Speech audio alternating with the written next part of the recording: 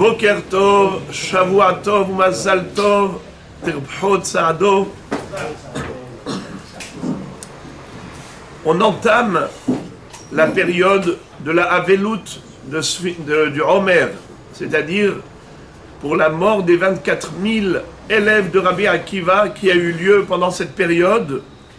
Et c'est la raison pour laquelle Am Israël a le minhag de porter des signes de deuil par rapport à cette perte immense.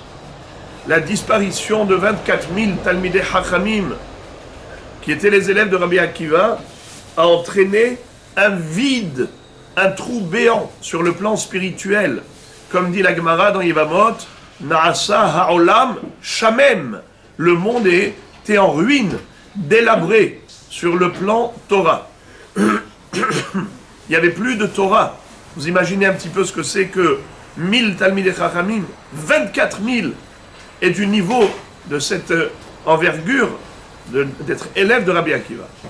Jusqu'à ce que Rabbi Akiva soit parti dans le sud d'Eretz Israël, à l'Aretzel Rabbotenu chez Badarom, et il a mis sur pied une nouvelle promotion. C'était Rabbi Meir Bar Alanez, Rabbi Shimon Bar Yochai, Rabbi Yuda Bar Ilai, Rabbi Elazar Ben Shamoua et Rabbi Yossi. À partir de ces 5 élèves, nous avons toute la Torah chez Be'al Peh, la Torah orale que nous détenons aujourd'hui. Eh bien, c'est grâce à eux, puisqu'ils ont appris de leur maître Rabbi Akiva, ils ont tout retranscrit. C'est la raison pour laquelle on ne se marie pas pendant cette période. Alors, je vais évoquer juste le minhag séfarade. Minhag séfarade, c'est de garder ce deuil jusqu'au 34e jour du Homer, inclus jusqu'au matin. C'est-à-dire que le deuil s'arrête le matin du 34e jour du Homer. Comme il est écrit dans la Gemara, Bipros Hatzeret. Et c'est quoi pros? Pros, c'est la moitié d'un mois. Proussa, comme un pain qui est coupé en deux, on l'appelle pras. Kede achilat pras. Péros, c'est la moitié. La moitié de quoi? L'échelle de mesure, c'est un mois. La moitié d'un mois, qui est 30 jours, c'est 15 jours. Alors prenez 49 jours du Homer, moins 15 jours égale 49 moins 15 égale 34. Voilà pourquoi, jusqu'au 34e jour du Homer, on garde ces lois de deuil. Le 34e, on applique la règle de Miktsat Hayom Kekulo. Comme pour Hashem Yatzilenu, pour un vrai deuil d'un proche parent. C'est jusqu'au 7e jour. Quand on dit le 7e jour, c'est le 7e jour au matin. Pourquoi? Miktsat Hayom Kekulo. Une partie de la journée, c'est comme toute la journée. Pareil, le Shloshim. Miktsat Hayom Kekulo. Alors pareil, 34e jour, Miktsat Hayom Kekulo. C'est pour cela qu'il n'y a pas de mariage pour les séfarades jusqu'au 34e jour. Après l'aube, ils peuvent faire la roupa le jour même du 34, dans l'après-midi. Maintenant, si vraiment c'est très difficile de trouver une autre date, il y a des salles, on ne trouve pas de salles disponibles et autres, alors on dit que déjà la veille, c'est-à-dire le 33e au soir, qui est la veille du 34e, c'est déjà permis, parce qu'on peut appliquer la règle de Miktsat Hayom Kekulo déjà la nuit, plutôt que la journée. Mais pour les Ashkenazim, eux, ils se marient quand? Le 33e jour, le Lag Baomer même. Et le Yalkut Yosef dit que si un séfarade vient s'inscrire pour se marier Lag Baomer, il faut que les rabbanim Ashkenaz de la Rabbanout lui disent: toi tu es séfarade, tu dois attendre demain. Puisque les Ashkenazim, en effet, le jour même de Lag Baomer, se marient, mais pour les Sfaradim, il faut attendre le 34e, comme c'est écrit dans le Beth Yosef. Idem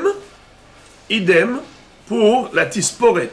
Se couper les cheveux, on s'abstient de se couper les cheveux jusqu'au 34e jour, au matin. Après le lever du jour, il est permis de se couper les cheveux. Sauf pour Dvar Mitzvah, par exemple, Abiaben, Sandak, Mohel et Baalé Abrit. Alors, ils ont le droit de se couper les cheveux ce jour-là.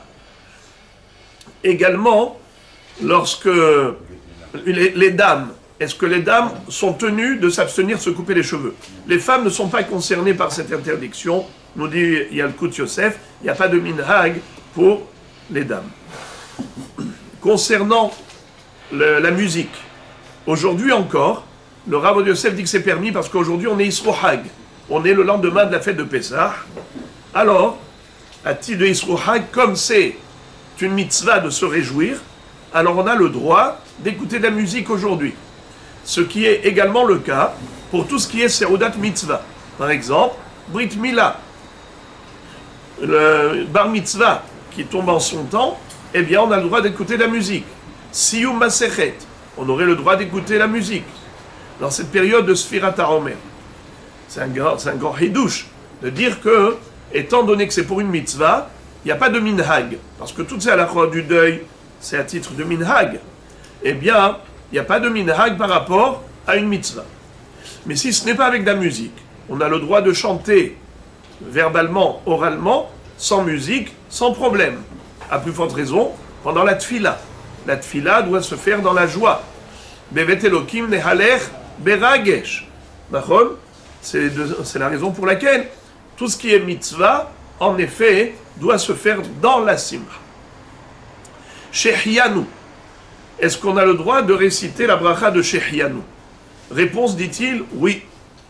Même pendant le hol. Ça, c'est pour des fruits nouveaux. Concernant des vêtements nouveaux, alors il dit, il vaut mieux attendre Shabbat pour le faire. Je vous lis. Les Inyan Beged, les Inyan Levishat Beged Hadash Bime Asefira. Tov Lahush, Mimidat Hasidut, Lema Shekata Besefer Yosef Ometz, Shemiyom Rosh Chodesh Iyar Va'ilach, Noagim Leachmir, Shelo Lilbosh Beged Hadash. Ksheyesh Tzorech, Yesh Lehader Lilbosh Abeged Ahadash, Bashabbat, Shemetoch Yeme Asfira, Bivarech Alav, Shehianu. Donc, s'il y a lieu, il y a quelqu'un qui a un beau costume, il veut le porter pendant la Sphira, alors qu'il attend le Shabbat et qu'il fasse Shehianu à ce moment-là. Des vêtements qui, de toutes les façons, ne requièrent pas la bracha de Shehianu, par exemple des sous-vêtements, des chaussettes, tout cela, il n'y a pas de problème, on peut les porter pendant la période de la Sphira, même quand ils sont neufs, vu que de toutes les manières, il n'y a pas de bracha de Shehianu à réciter par rapport à tout cela. Donc voilà quelques halachot qui concernent cette période du Omer jusqu'au 34e jour, et on aura l'occasion, Be'ezrat Hashem, de développer encore quelques détails à ce propos. Bruchim tiyu, rak bracha ve'hatzlacha.